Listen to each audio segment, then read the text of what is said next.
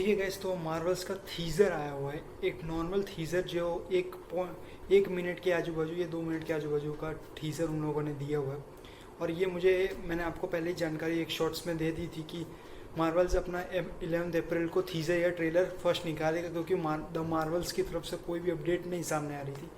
तो हमें captain Marvel, miss Marvel और मोनिका रैम्बो फिर से देखने को मिले। तो जहाँ तक आपको स्टार्टिंग वहीं से होगा कि निक फ्यूरी को आपने एक पोस्ट क्रेडिट सीन में चेक किया होगा कि वो स्पेस में है। तो वो स्पेस स्टेशन एक्चुअल में क्या है? तो वो स्पेस स्टेशन सीक्रेट इन्वेजन का हेडक्वार्टर है, जहाँ पे आप ये कह सकते हो कि सीक्रेट जो स्कल्स हैं वो उसके थ्रू ही जाते हैं वो लोग अपने अपने दूसरे अर्थ पे, दूसरे प्लैनेट्स पे। तो वो उसके लिए खासकर बनाया गया हुआ है। और जहाँ तक स्क्रल्स की बात की जाए तो वो स्पेस स्टेशन उसी के लिए स्पेसिफिकली बनाया गया हुआ है। वो शील्ड उसे हैंडल करता है, वो शील्ड के अंदर है अभी। तो बाकी लिए जो मोनिका रैम्बो का आपने स्टार्टिंग में चेक किया कि उसने कुछ छुआ तो उसकी वजह से वो इम्पैक्ट पड़ा और उसके बदले स्विच कमाला खान हो गई और मोनिका रैम्बो वहाँ पहुँच गई जहाँ पर कैप्टन मार्वल थी। तो ओरिजिनली ये होता है कि ये कहानी ओरिजिनली एक मेरे ख्याल से कहीं ना कहीं कैप्टन मार्वल्स के मेन विलन्स से भी काफ़ी हद तक जुड़ी हुई है। और सीक्रेट इन्वेजन्स भी इसमें अगर आप देखोगे तो ईस्टर एग सीक्रेट इन्वेजन का सबसे पहले दिए, क्योंकि अगर आप स्पेस में चेक करोगे तो शील्ड इतने वक्त तक, यानी कि निक फ्यूरी कब तक स्पेस में हमें नहीं पता आइडिया, और वो पूरे स्पेस स्टेशन है अलग से। तो इसका मतलब वो लोग स्पेस के ऊपर ज़्यादा रिसर्च कर रहे हैं, क्योंकि नए लेवल पर कॉस्मिक पावर और थैनोस की इस एक्टिविटी के बाद उन लोगों ने स्पेस को भी अच्छा खासा टाइम दे दिया हुआ है, ताकि हमें आगे फ्यूचर में और स्पेस के बारे में और जानकारी मिल सके। इसलिए शील्ड ने स्पेस स्टेशन बनाया हुआ है वहाँ पे। तो जहाँ तक मोनिका रैम्बो और स्विच की बात हो रही है तो उसमें बेसिकली उनके पावर स्विच हो रहे हैं। तो खुद मोनिका रैम्बो जब मिस मार्वल के पास आके बोलती है कि हम लोगों के एनर्जीज इंटेंजल हो गए, यानी कि काफ़ी हद तक उन लोगों की एनर्जीज एक दूसरे से मिक्सअप हो चुके हैं, और यानी कि वो अगर अपना पावर इस्तेमाल करते तो वो अपनी जगह स्विच कर लेते हैं। और कुछ अगर थीजर में आप चेक करोगे तो वो काफ़ी हद तक मुझे क्री दिख रहा है, जो क्री हमने गार्डियंस ऑफ गैलेक्सी वॉल्यूम 1 में देखा था, जो विलन के रोल में रोनन था। वो एक्चुअली में वो क्री के मेंबर्स लग रहे हैं, क्योंकि आप देखो कि उनके सूटअप्स भी वैसे ही हुए हैं, क्री की तरह ही है।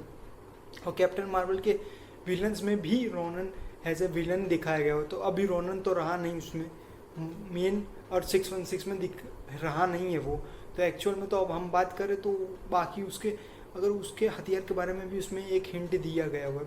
तो मेरे ख्याल से कौन उसका हथियार लेगा वो उसका बात मुझे इतना आइडिया नहीं, मैं कॉमिक्स इतना पढ़ता नहीं हूँ। पर जहाँ तक मैंने थोड़ी डिटेल निकाली तो मुझे पता चला कि शायद से उसकी डॉटर या कोई और हो सकता है बेसिकली, क्योंकि उसके हाथ में रोनन का हथियार है वो जो बेसिकली दिख रहा है। और क्री मेंबर्स भी अभी तक हमें नहीं दिखाया है, क्री का प्लानट नहीं दिखाया हुआ।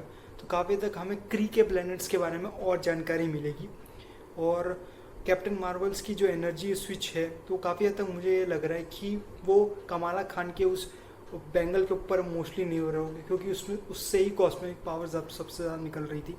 और एक वक्त में जब वो लोग तीनों एक साथ एक जन से फाइट कर रहे थे तो उसके हाथ में ही वो उसी टाइप का कंगन मौजूद था जो मिस मार्वल के पास था। यानी काफ़ी हद तक वो मिस मार्वल की वो कंगन छीन लेगी और उसी के लिए वो लोग टीम अप करेंगे ताकि वो लोग लड़ सके और उससे वापस वो एनर्जी पा सके।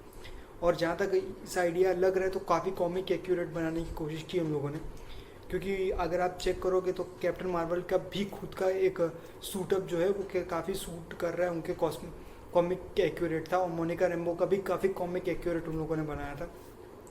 तो काफ़ी हद तक मैं इस हद तक पहुँचा हूँ कि मार्वल्स ने अभी तक सिर्फ इतना ही बताया हुआ है, हमें विलन के बारे में उतनी जानकारी मुझे नहीं पता है। बट जहाँ तक लग रहा है तो क्री ही हो सकता है मोस्टली, क्योंकि सीक्रेट इन्वेजन आने वाला है। तो काफ़ी हद तक उसके अंदर पोस्ट क्रेडिट सीन्स और क्रेडिट सीन्स डालने के लिए वो लोग क्री का इस्तेमाल करेंगे, क्योंकि क्री और स्कल्स के बीच में बहुत पुरानी दुश्मनी है। तो काफ़ी हद तक अगर कैप्टन मार्वल आप जानते हो तो कैप्टन मार्वल खुद एक क्री एक वक्त पे दिखाई गई हुई थी कैप्टन मार्वल की फर्स्ट मूवी में। तो काफ़ी हद तक ये भी हो सकता है कि उन लोगों के बीच में फाइटिंग सीक्वेंस हो रही हो और तभी मोनिका रैम्बो उनके साथ फाइट कर रही थी। तो आपने एक सेकंड में देखा होगा। तो काफ़ी हद तक मुझे यही लग रहा है। तो इस वीडियो को यहीं पे रैप अप करते हैं गाइस, और सब्सक्राइब करके रखें यार चैनल को बाकी अपडेटों के लिए। Thank you.